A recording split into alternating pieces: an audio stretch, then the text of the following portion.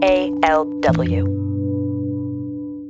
We are speaking to you out of a room with a couple of windows and white tarnished paint, and we got posters up with KALW. We got a poster of a drawing by Brian Timms, and what I wanted to say is that this is a place that is better than any cell we could be in right now. And we are coming to you to share Uncuffed so that you can see and feel what we see, feel, and hear. And hopefully, we could bring you here to keep you out there.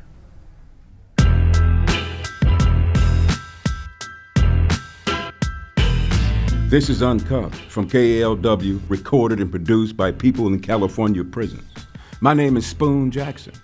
On this show, you will hear stories from producers at both Solano State Prison and San Quentin State Prison. Today, you are here with us, the fellas of Solano. What's up, cats? What's up, Spoon? Hey, Spoon. Hey, well, right. That's Brian Timms. Tell the listeners about this show. We record stories with other people in prison. We have long conversations and edit them down for you. For a while now, we've been airing them on KALW 91.7 in San Francisco. Now, we're presenting them in a new format, where we're the hosts. This is Joe Kirk here. I'm another one of the producers at Uncuffed. And I just want to let you know, we all come from different walks of life. Some of us are urban, some of us are from the desert. Some of us are country bumpkins. Well, I think Steve is, I don't know. But we all have our different styles, different stories we like to do. Some of us like to do happy stories. Some of us like to do serious stories. Some of us like to do, mind-bending stories. Today we're going to hear a story from Brian Mazza. That's me. Brian, can you talk about the kind of stories you like to do?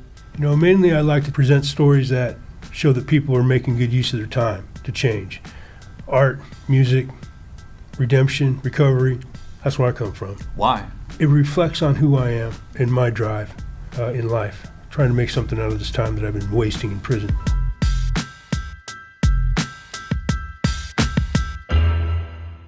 Yeah, so Brian, can you kind of set it up for us? Yeah, sure can. Twin, I didn't meet him in the flesh right away. I heard the story about him. He was working on the yard crew, and they were trying to move this chunk of concrete, the whole crew. And they called Twin over, and Twin picked up this chunk of concrete, threw it in the back of the truck, and moved it all by himself with the strength of 5 men. I'm thinking, man, you never want to cross this guy because it just sounds scary, right? But then, a little bit later on, I heard this youngster, big kid, playing this music over by the circle, and it was so beautiful and peaceful that it just caught me right away. Do you have a name for this story? Yeah, it's Skyboy. Twin is his street name, and Skyboy is his artist's name. Let's get to the story, to the magic, to the realness of the piece. It will blow you away. How does Remus Sam Langi, a Pacific Islander in prison for life, adopt his Tongan ceremonial tradition to compose a remorseful song of healing? I stole her sunshine. Malolele. Malolele. How are you today? Saibe. Tell me about your last name, Longi. My last name, it goes back as my grandpa's grandpa. The chief had told my ancestor to build him an estate in downtown Nuku'alofa. And then my ancestor replied back and told him and said, I'll build my estate in the heavens. Thai chief told him well, what about your descendants? What about those after you? What will they inherit? My ancestor told him they will inherit the heavens. Yeah, I'm the inheritor of heaven, you know. Would you mind sharing what happened that night? It was December 21st, 2002. A friend of mine invited me to come out to a barbecue that was doing at nighttime. It was a nighttime barbecue. And then after the barbecue, we drank. There were other group of gentlemen that was outside across the street. Altercation took place, and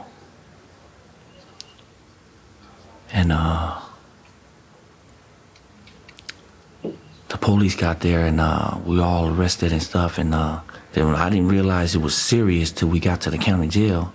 And they told me that you better hope this guy wakes up, man. And I was like, what?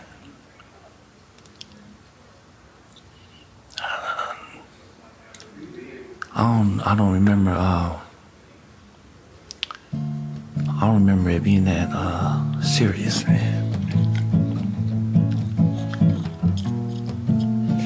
The family decided to pull his plug on Christmas Day, and my charges changed from attempted murder to homicide. Okay, talk to me about your victim's family. They was always showing up to my court dates, you know. You were well aware of the impact that you had on that family. Yeah.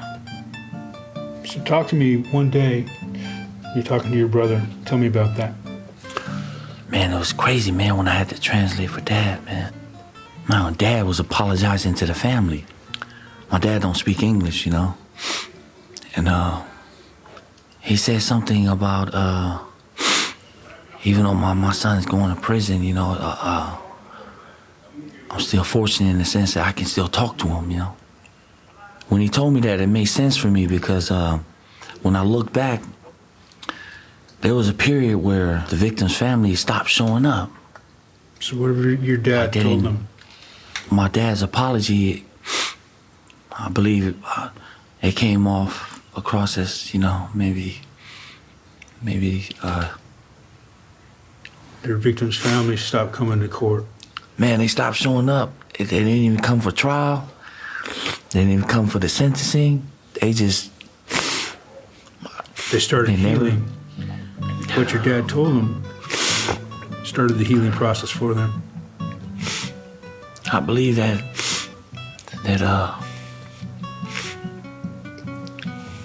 yeah.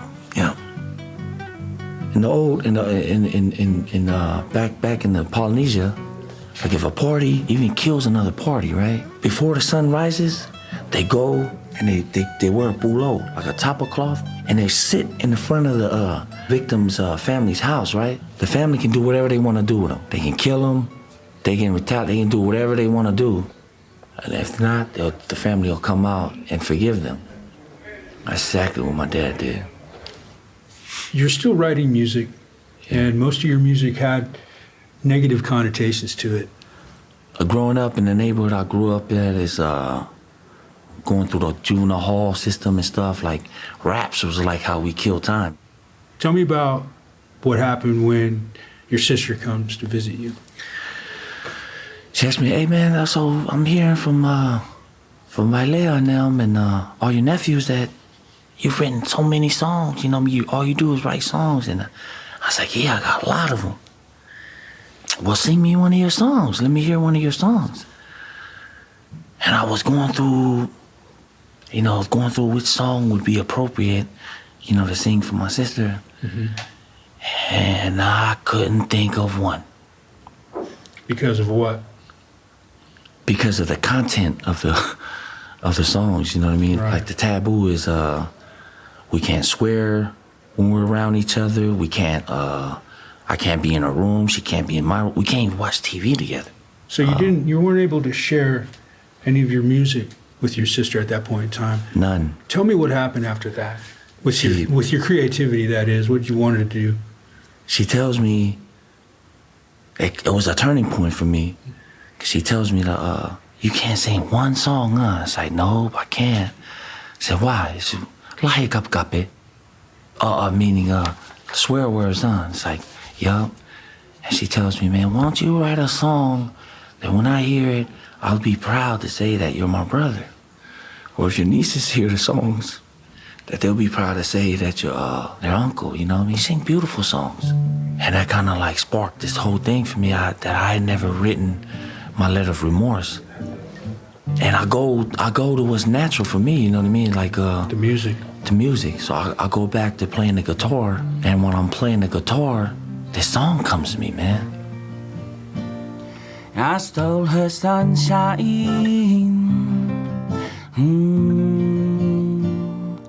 Robbed her blind in the middle of the night. With a phone call bearing bad news, the dreadful kind, the kind you never want your mother to hear, feel, and go through. Worst fears and nightmares all in one. That was Sky Boii, produced by Brian Mazza. What do you folks think about the story? Let's start with you, Joe. You know, every time I listen to that story, it really gets to me. I've listened to it several times, and it still evokes the same reaction in me. Every time I hear Twin's voice crack up and the tears come, it just pulls that raw emotion out of me. If it emotionally impacted the hobo, Joe Kirk, that's saying something. Yeah, I'm kind of like a robot. I don't even think I cried when I was a baby. and It was your mom that was crying. No, send this back. Oh my God. What do you think, Spoon? Twins' music remind me of Michael Franti, and I remember when Michael Franti came into New Folsom, he came in with some bare feet with his dreads hanging, and he looked like he's from the island too, so he might have a little island in there. Damon, bro, all this time I thought you were black. You're Tongan, so you know how the other Tongans in the community, how they reacted to this story? Yeah, this story came out a few months ago, and when it came out, there's a very strong community in the Bay Area, Tongan community. I know firsthand that there are several gang members that are now reevaluating what it is to be a gang member and what it is to be a Tongan. Sometimes they misconstrue the two, and they think that tribalism exists on another level, particularly in America. They can all identify with the redemptive process. He spoke clearly about how his father felt when he committed the crime and how he had to redeem himself. And that is something that resonates even today in Tonga right now. Yeah, he's speaking the truth. You can tell there's a lot of integrity in what he says. And he taught me something with his lyric from Heaven Please about the mother receiving that phone call bearing bad news, the dreadful kind. And it taught me how, it gave me a little bit of insight on my own mom when she got them phone calls in the middle of the night. Your son's been shot or your son's been arrested. And it just made me really put myself in her shoes, and I started to understand better about what my family went through. That shows the power of music and how it can heal the soul, how it can heal the victims and the victimizer and make the world better. As simple as that, huh? Yeah. He's starting to get visits from his family that he hasn't seen in a long time. So he's been affected, and he's been so affected that he came back into the studio, recorded a brand new song for us. You want to hear it? Yeah. All right. Sounds good to me. No, I'm cool. Thanks, though. Who are you rolling? I'm sitting here with Remus Sam Langi once again, and I wanted to talk to you about the new song, More to Life. What was the inspiration behind that song? The inspiration behind the song, just a whole bunch of conversation going around in the dorm area, and what's going on on the news and stuff, and The war stories? all the war stories and stuff, and then all the shootings on TV. You know what I mean? And then one night I'm talking with my the little young homie, and I said, "Man, you think, man?" I was telling him, like, "Man, there's gotta be more to man. Is that what we living for, man? Just to come out here and just Become shooting a everybody, cliche, come huh? to prison, you know what I mean? Die on the streets. We hear about people dying, you know what I mean?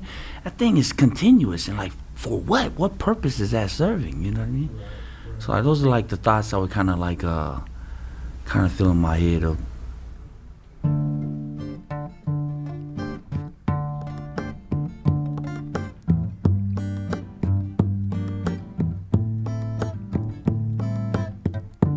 Pondering life, what's the purpose of life? I've been wondering.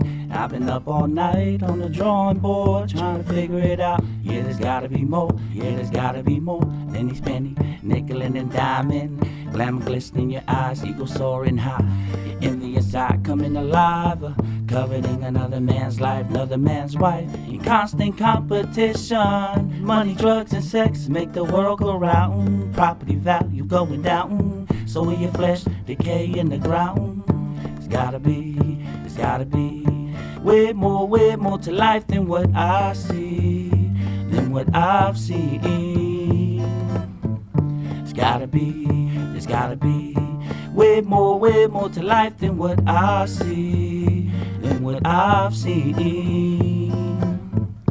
And that's it for the first episode of Uncuffed. 2 weeks from now, we'll have another story from San Quentin. The Uncuffed crew at Solano consists of Brian Mazza, Spoon Jackson. BF Timms. Joe Kirk. Damon Cook. and me, Steve Drown. Thanks to Joe Kaufman, who played lead guitar with Skyboy. And also thanks to David Jassy at San Quentin. He created the beats at the beginning of this episode. We'd like to thank the crew at KALW Public Radio.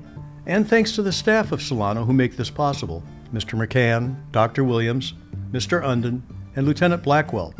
She approves all the content from us here at Solano. We fact-checked everything to the best of our ability. Uncuffed gets its support from the California Arts Council and the California Department of Corrections and Rehabilitation. Thanks for listening. Founding Fathers Foundation is crumbling. In God we trust, yeah. It's crumbling. Compromising morals and values. Crumbling. Losing our sense of direction. Yeah, we crumbling. There's gotta be way more to life than what I see, than what I've seen. There's gotta be way more to life than what I see, than what I've seen.